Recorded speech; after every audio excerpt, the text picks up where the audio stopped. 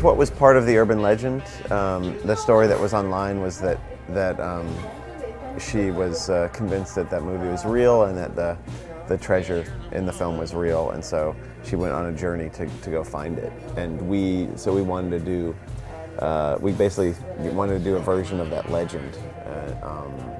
Originally, when it came online, it was presented as truth, and there was just very little info about it. My brother and I just started working on the story based on that, and then over time, the truth came out that it was not true. It was a myth or legend, and that made us like it even more because the real elements of it were not interesting to us personally in terms of what this film should be.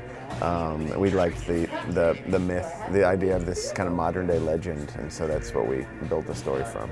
We started working on the script around 2002, so it just took a long time to get have the financing, and it's difficult. It's a difficult film piece together because it's in two different parts of the world, two different languages.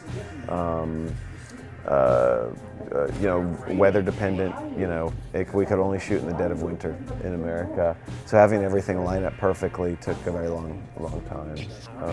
And so, yeah, that was part of it. They spent like 12 years total working on it. So we had our own obsession in making it in the same way Kumiko had her obsession. We'd have so many setbacks, and it was very frustrating. But we had already invested that much amount of time into it, so we just kept sticking with it and kept forging ahead.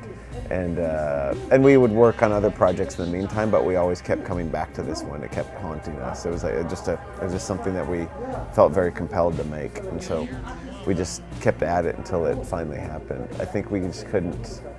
It would have been. We had to get it made.